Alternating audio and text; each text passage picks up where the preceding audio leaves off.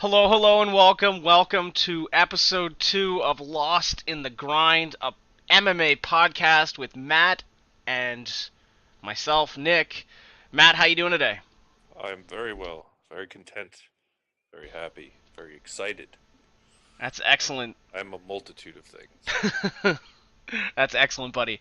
So we're a little bit late starting this week, guys. Do want to apologize for that. I mean, it's our second week and we're already falling behind. What kind of statement does that make to the MMA podcast world? We're here, all right, guys. We take this super serious. So, Matt, let's talk about it.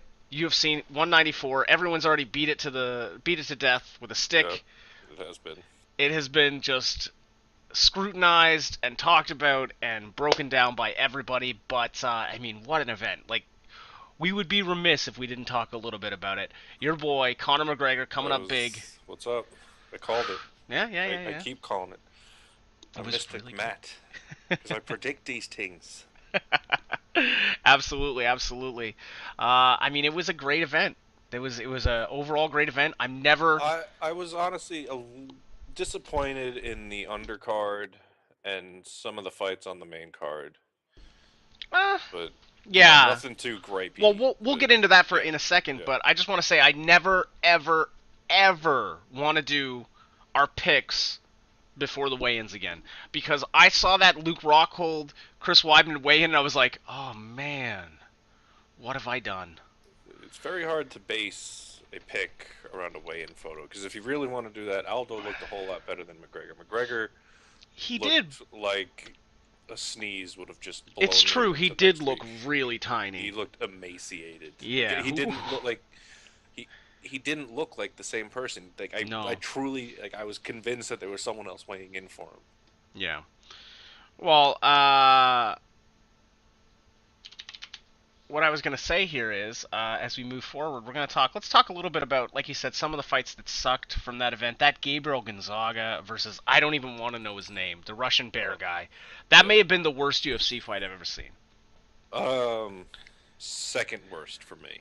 Okay. First worst was Frank Mir Mirko Krokop. Ooh, that was a boring That fight. was actually exactly in Joe Rogan's words. They lull you to sleep with a boring ass fight and then separates them from his senses. Yeah, it was pretty boring. But Yeah. one thing that wasn't boring and wasn't crappy was Tony Ferguson's performance. Uh, Sean Al-Shadi on the MMA hour, or actually, I think it was on the MMA post-fight show.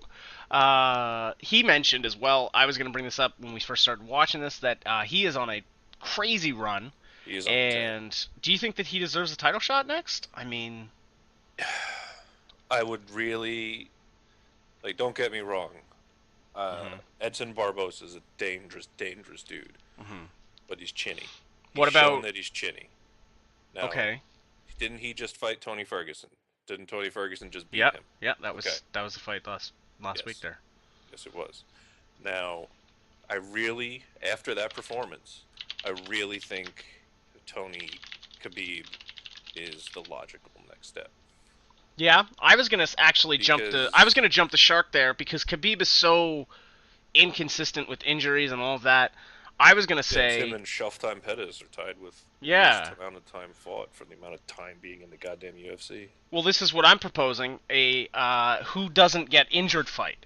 You put both of them up, okay, and he either fights both of them in the same night, like a tournament style, or Can he I just interrupt fights you for one Anthony second? Pettis. Can I Yeah, just what's up, interrupt you bud? for? I'm Yeah, watching yeah, the yeah. weigh-ins. I didn't realize that Josh Samman is Jesus. Yeah, dude, he is the most handsome man in Tallahassee, Like, Florida, apparently, too. okay, back to what you were saying about Tony No, Ferguson. I'm Tony sorry. Ferguson looks really good and really dynamic. Something that I don't know. A lot of the 155ers, they seem to fight to the same style, right? Like Well, a it's lot like of the that open Muay Thai 155 is 155 style. it's either the Cerrone striker Yeah, who works well with who definitely would work well with McGregor, worked well with Showtime, Melvin Gillard, and then you got the grinders, you got the RDAs, you got the Jim Millers and stuff. yeah, Tony Ferguson, the problem is I feel is he's not likable. I didn't like him on The Ultimate Fighter, and I still don't like him. Like, yeah, yeah. he does all this dominant stuff, but he's either got to go full heel and just be vocal and shitty, Yeah. or make another Well, statement. is that the John Jones effect though, where the guy has to go full heel for you to like him? But anyways, listen, we can address that. Let's keep breaking this down.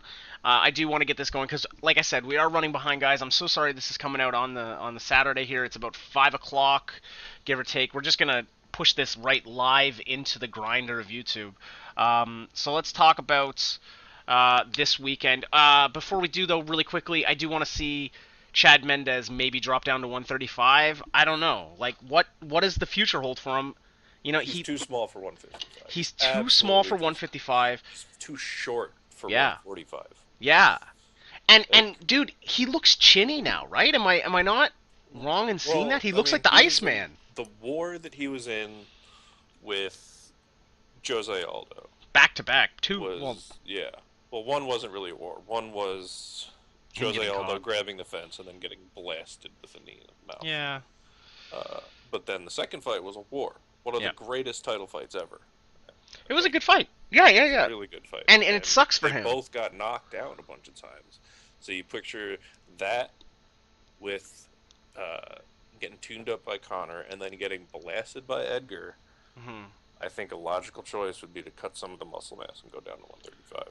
Okay. So on that note, uh, Because what do Chuck Liddell you? never fluctuated between weights. He was That's always true. 205. He was always 205, but I mean, like Chad Look at Frankie Mendes, Edgar had a lot of success at 145 when he went down. he He put also on had a success very at competitive. 155 though. He had success at 155 because he is the heart of the lion. Like there's no other way around it. The dude's got heart. Gray Maynard did actually I hate to say it, but he bullied Frankie Edgar. He Yep. Yep. destroyed Frankie Edgar. Oh, And that because first of round. Frankie Edgar's Oh my grit god. and heart, he came back and put him away. You realize that was like 6 years ago, dude? Yeah.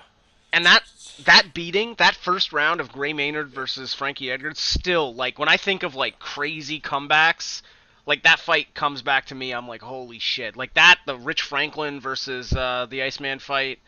There are some crazy comebacks that Yeah. And oh he my did it god, I'm trying to think of the twice. heavyweight fight where it was Twice he crazy. came back. Yeah. Oh, the heavyweight was Pat Barry. Check Pat Congo. Barry, We don't Chet want to talk Gongo. about Oh that. God, Pat Barry. Okay, something to talk about Pat Barry really quickly. If there was ever a Real Housewives, or sorry, a Real Husbands of MMA, Pat Barry number one on that for sure, Best dude. he would Holy become hype man, dude. the What? he would definitely become like hugely famous. I I almost mean, hate him because of like I how just love him. obnoxious he is. If you want to see something hysterical, Hmm. look up on YouTube. He has a video of him going into a sensory deprivation chamber, Okay. And he just loses his and mind. it's hysterical. Like he cracks fun at himself from the Czech Congo fight. Like he's a good guy. He's a real I love Pat Barry. I was really happy to see him with his last win, which is, I believe, him knocking out Shane Del Rosario like Hmm. 4 years ago. And then, Shane Del Rosario died. So, uh, moving ahead to this weekend's fight night, kind of a controversial weigh-in. The scales all messed up. I know you're watching the weigh-ins now. I'll break it Yeah, down no, really no, quickly. I already did see it. Oh, I okay. did see like I feel like some fighters didn't come in at weight, i.e., uh, uh, That or the Reebok underwear Charles are the heaviest Oliveira. things ever. Yeah, right. So, for Some those of you iron who don't, boneheads. yeah, just to cut you off, sorry there, Matt. Just want to tell everyone what we're talking about. So, the weigh-ins happened on Friday, as they always do, and three of the fighters came in drastically overweight, and I'm not talking like just a couple, like 1 or 2 pounds. Like Danny Castillo came in at 158, Charles Oliveira at 150. That's 5 pounds over. Just like that is 5 pounds over the limit, and both of them were like, "What the fuck is going on?" Uh, it was a pretty controversial weigh-in. I've never seen No, three hold on. fighters not weigh Here's the in thing. properly. Um, the scale was messed up for Castillo because literally minutes after they had a backup scale. I just saw the video on RMMA. He weighed in at 155.4 on that scale. So there's no human way that I'm aware of that allows you to cut 3 pounds in 2 minutes. Yeah, that's a little bit ridiculous. So there was a scale issue there, but Oliveira Mhm. has consistently had Missed issues weight. making weight. Yeah. Yeah. How do you do that, man? How do you miss weight when you're a professional? I mean, that's the thing, right? Like these guys Not that miss just a weight, they're not professional, but a professionals. legit threat to that whole division. But because It he taints can't it, make man. weight, it's So move up. who was it Stop like? being a It was like pussy. what was his name? John Lineker? Was that it? Yeah. The guy that couldn't make weight, and Kelvin Gastelum, another one. Yeah. Dude, like I weigh like 210 pounds. You don't think I'm not fucking making some crazy like I'm gonna fight at 145 strategy, dude? If I was ever gonna fight, I'd have to fight at the 170 weight, and that's the most I could ever cut, right? Like that's crazy. And that's probably still not safe. That's no, not from right now. Fuck no, God no, sorry, F no, team. Anyways, okay, moving down. Interesting thing about this weekend that also got mentioned at the weigh-ins is that Dominick Cruz is going to be casting with Joe Rogan and Mike Goldberg. That's a little bit Love Dom. weird. Love I the love Dom. Dominator. I love the Dominator. I think Dominick Cruz is fantastic. Uh, but is this It more harkens rumblings back to towards no man. It Rogan leaving? harkens back to like Randy Couture used to do commentary with Rogan and I know, I Goldberg. know. I think it's just Just switching it up. an extra. Yeah, I mean, it could be a little bit of a test run. I wouldn't be surprised if it wasn't. But overall, I think Hmm. it's just it's nice to have someone who is going to take shots at TJ. He's gonna sell the fight tonight, and that's huge. He's That's got to good. sell the fight after the wake of the Does that not Mcgregor. kind of give it like a WWE feel though? Like, You do got you to not get the kind of like spectacle. feel like I mean, Stone as Cold long is as coming it's out to like? hey, that would kick ass. Okay, I still have his autograph in my closet somewhere, framed. I mean, yeah. All right. So let's move down. We were talking about the weigh-ins and stuff. That Josh Samman guy, most handsome man, Tallahassee, Florida, according to some news outlet thing. I don't Uh, disagree. He's yeah. that dude is a story. Yep. For people that like stories, regardless of the sport, like to have two really bad injuries, and then to have lost your girlfriend, and then to come back and do that. Yeah. Yeah. Yeah. Yeah. Um. So okay. So I just linked you the fight night weigh-in results and all that kind of stuff. I don't really care about Yeah, that. I was just linking you all the fights because if you actually go to UFC.com, they actually don't have the actual fight card listed on the main page for UFC Canada. So I had to pull this up to actually show all the undercard fights. oh, why Um, am I looking at your Canadian bullshit when I can just go to the I real don't one, know. the I don't real know. American one? America. All right, so we'll move on. Miles Jury versus Charles Oliveira. Holy crap! I said Charles Oliveira without like slurring it and messing it up. Miles Jury fighting for the first time at 145. He looked huge. He Even looked good. after even after Oliveira came in 5 pounds over, Miles Jury looked like a tank at 145, and I honestly I think he's gonna tune him up. It's gonna be a tune-up fight. Um, so let's move to our picks this week. We're not going to do what I missed this week unless you have something in store for us. You didn't mention it in our pre-talk, so I'm just going to say we're just going to move to our picks since we are running a little bit behind. Call this a short podcast for this week, and next week we'll be back at our standard time of Friday. We're going to shoot for And I'll have Friday more afternoon. things that I missed. More things that you've missed. I mean, that's 2 weeks of missing. Yeah. All right, so let's break down the card. We'll start at the Fox Sports prelims. We're just going to start at the Danny Castillo fight. He fights against Nick Lentz, who also looked good. He released some weird poetry that Ariel Helwani and some of the other color in the community said that may have been ghostwritten. I don't know. There's a lot of Mm, shots being fired at him tonight, okay. yesterday. Well, But who do you got? I'm gonna go with Nick Lentz. Not for any other reason, but that he's active in our StarCraft. He plays StarCraft. Ooh, going with the He's a big StarCraft player. StarCraft guy. Yeah. And I'd just like to say, just a little side note, props to Jim Allers and Cole Miller for the lightsaber weigh-in thing. Even though Cole Miller wasn't really good at it. Yeah, yeah. Um, I have Allers winning that fight as well, but I'm actually taking Danny Castillo here over Yeah. Lance.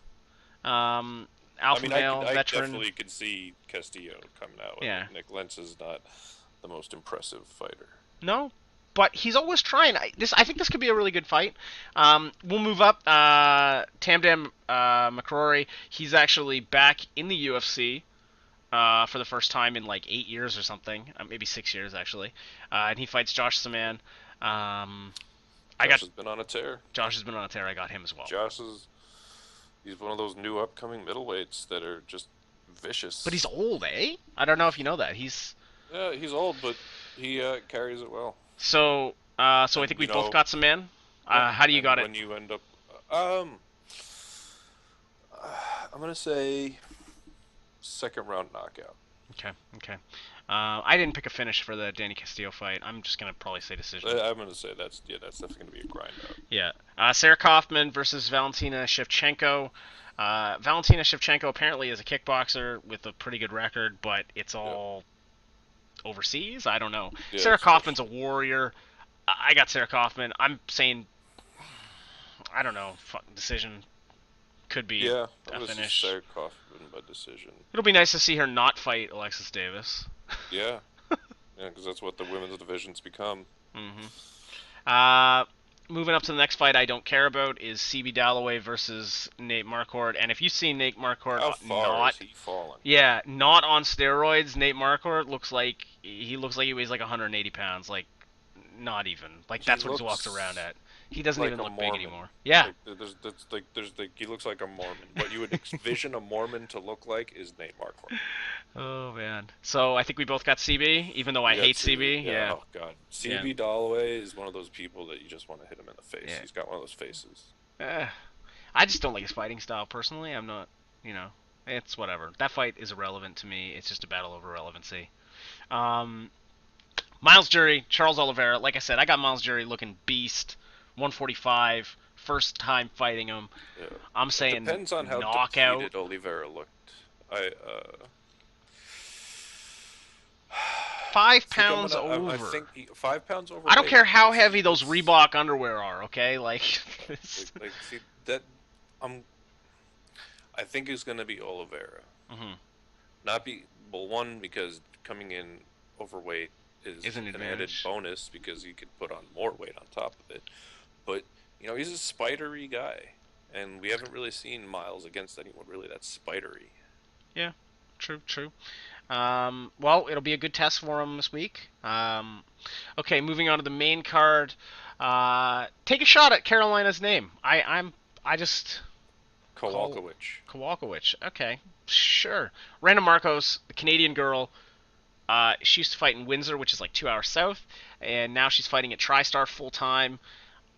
Randa Marcos, first round knockout, maybe I second. won't go with my first round knockout because I'm very surprised to see anyone besides Joanna Jędrzejczyk at that weight do any Yeah. type of knocking out.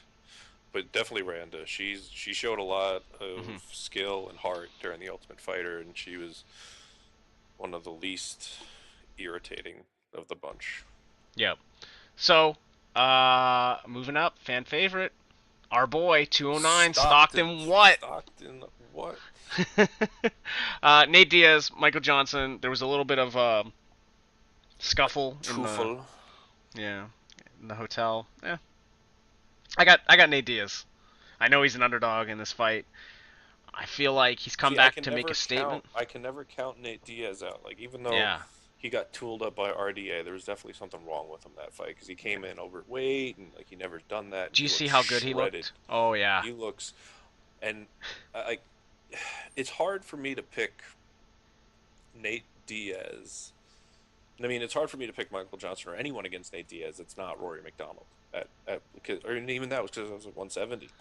Yeah. At 155, Nate is dangerous to anyone. He's so rangy. He knows what he's doing. He's got the experience. He's got the subs. Like I gotta give it to him. That's yeah.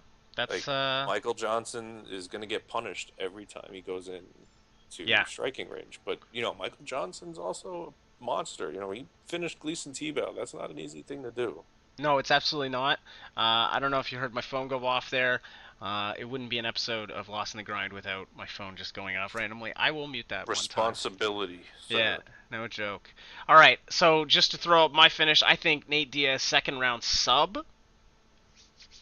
So I got a couple second round picks I'm gonna say for Nate tonight. Diaz first round TKO. Yeah, that could easily happen. Now, here's how I see it playing out, because you just kind of gave your breakdown there with the Gleison Tebow talk and all that. Michael Johnson is a real threat. He's good. Oh The yeah, thing is that Nate Diaz has been out for a long time. He may have that ring rust. There is the odds against Nate Diaz, so this is a big spread.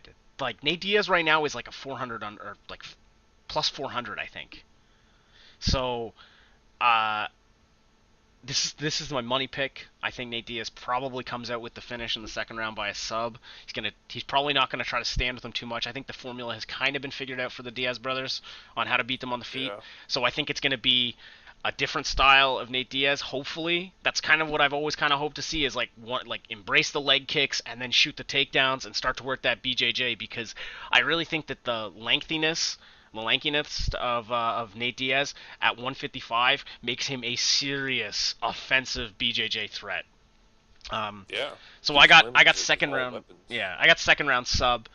Next, moving up, Alistair Overeem, Junior Dos Santos. If you had asked me 4 years ago what fight I wanted to see, this would be the fight for sure. The Reem versus Yeah. JDS. Ooh. But now in the post TRT era, No, he's just the underween. yeah, like what? Oh man, it's sad. It's like watching an action hero like just fall apart. It's like the like It was like Terminator yeah, 3. it's like Ugh. it's like it's like Terminator 2 coming out and then like a year later Terminator 3 coming out and you're like, "Oh, what happened?" But, Alistair Overeem used to be such a threat. Now maybe a little bit chinny. I don't know. A little, very. And then Yeah. JDS, like, does he still have the durability? I mean, we've seen him JDS, take some he hasn't. bombs, but He's taken a ton of damage. He's never gone down. yeah, but do you think? So Okay, here's the hang thing: on, is hang on. that's gonna add up. Yeah, yeah. I think for this fight, it's gonna be a first round knockout for Junior Dos Santos. Ooh, calling it here, Okay, eh? Okay. I within the first 3 minutes, because Overeem is a remarkably confident, but overconfident. Like there's confident and then there's overconfident. Hmm. And his overconfidence got him knocked out by Bigfoot, and it got him knocked out by Travis Brown, and it Okay. got him knocked out by Ben Rothwell. I agree. I also picked JDS to win this, but to play devil's advocate here, and because you did just pick JDS, I don't think it's going to be a first round stoppage. I think that Mm-mm. Alistair Overeem at the new camp trading with Winklejohn, it's a contract fight. If there's one fighter who I think will bring an A game to a different level when there's contracts on the line, when there's real money on the line, it's Alistair Overeem. He just has that kind of like for like a hockey reference, it would be like a contract season kind of player. He's like a Yermer Yager or, I mean, Mm. although Yermer Yager's unbelievable and that would be a completely different podcast, he's my favorite hockey player of all time. But Alistair Overeem, I've got him actually winning. I think this is going to be a war, and I think we're going to see JDS aged.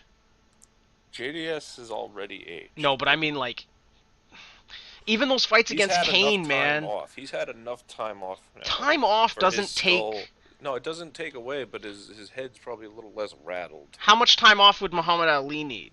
Okay, that's all I'm going to say. Like, you can't. Like JDS, great Yeah, boxer. he's too tough for his own good, but Hmm. So we disagree here. I got Overeem, you got uh, JDS. I got JDS. All right, all right. Because regardless of how chinny he is, he's still got a vicious, vicious left hand. Yeah. A little bit of further breakdown in that question I have for you. Alistair Overeem is, like I said, about a contract fight. Do you think that if he loses this fight, does he go to Bellator? I think either way, he's going to be shopping around. I think he'll shop around, but I think that if he wins, the UFC will try to keep him because, like JDS is kind of the I don't know. I think wild if he card for wins, the Fabricio Werdum fight.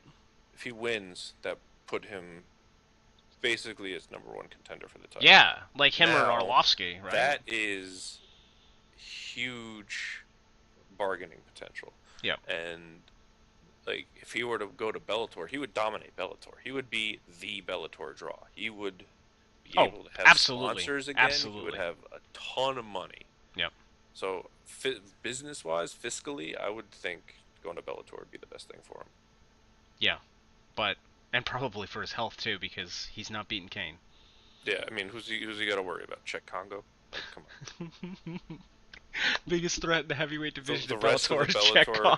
heavyweights are like these fucking muscle-bound maniacs that Czech like Congo, number one like threat. gas out. All right, and we got the main event: RDA, the probably least respected champion in the UFC, against the favorite 155er of this generation, Super active. Donald Cerrone. Yeah. So I'm just gonna throw my bias to the wind here. I got Donald Cerrone. I don't know if it's gonna be a decision or a head kick knockout. I'm kind of tossed between the two. I'm gonna err on the side of caution here and say it's probably gonna be a decision. If it is, I think it's really hard for him to take the belt, but I do see Donald Cerrone as and new UFC lightweight champion. I don't know. RDA tooled him up the last time they fought. Yeah, I Tooled think him this is a up. different Donald Cerrone though. It is a different Donald Cerrone, but also a lot of people thought Cerrone didn't beat Ben Henderson. Okay, and allow me to play devil's advocate again. RDA, he speaks English. He's an English-speaking Brazilian champion. People still don't care.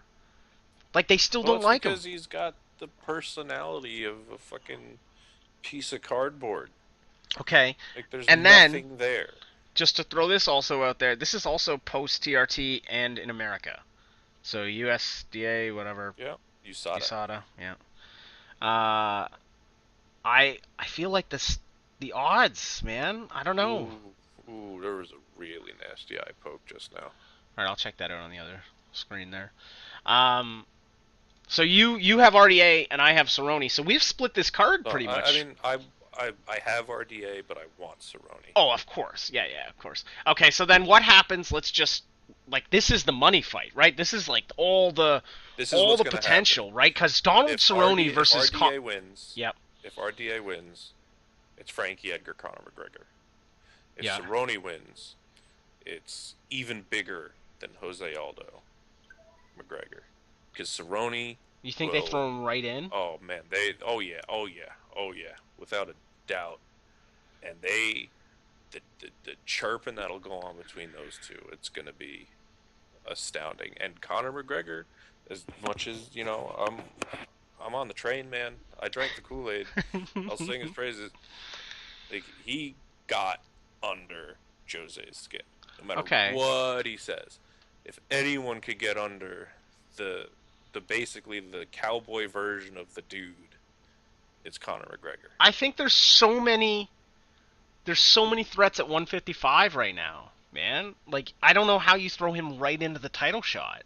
I Because that's what he gets. Dana said, Uncle Dana, like immediately, if he, goes to if he wants it, 155. he gets it. Wow.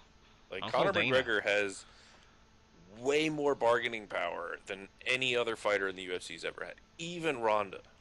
So with that note, let's wrap it up here. We're gonna move on, and we're probably gonna be off next week because it is Christmas. So we will be back on the 1st of January, and I don't know if you know, but January 2nd, the fight that, man, what a way to kick off the new year. The natural born killer versus the scariest man on earth. Maybe? I don't know. Robbie Lawler, I don't know, both tenacity. of them. They're just staring at me on the UFC page right Yeah, now. tenacity as it can only be personified by Robbie I'm gonna Lawler. expect there to be at least 6 lips. Oh yeah, like this has potential to be the bloodiest fight you can imagine. The elbows of Carlos Condit, the just crazy footwork and boxing of Robbie Lawler. Like if we wanted to go into a real breakdown, his footwork, his positioning, and the way that he steps in on people, excuse me, is And his head movement too yeah, is head just movement also great. Carlos Condit also has some good head movement too. I think this is going to be a great fight. this is gonna be Um, a war. this is I think this is going to be the faster paced version of the Rory McDonald fight. I see it being almost identical in style. Like Condit is a little bit faster and more fluid No, with the Muay Thai. I think there'll be more Robbie Lawler takedowns because Condit still has no TDD. He has no takedown defense at We'll all. see. We'll see how it goes. You could be right. Anyways, that'll be January the 1st, the start of a new year. So, from all of us here at Lost in the Grind, and by all of us I mean me and Matt. That's Uh, it. Merry Christmas to everyone. Happy holidays. Hope you guys have a great holiday season. Do fun stuff with your family because that's what it's all about. Mazel tov, and have a great evening. Thanks again, everyone, for tuning into Lost in the Grind, a podcast with Nick and Matt. If you want to follow us on Twitter, you can. I'm at Nicholas Dix. He's at Matt Capone. And you I don't can. think I am. Well, I don't remember. We'll figure eh, that out for next week. yeah, Twitter, whatever, right? And then also you can subscribe, please, guys. Subscribe, like, comment, share, all that. Blah, blah, blah, blah, blah. Thanks for tuning in. Have a great holiday season. Have a Take good it one. easy, people. Take it easy.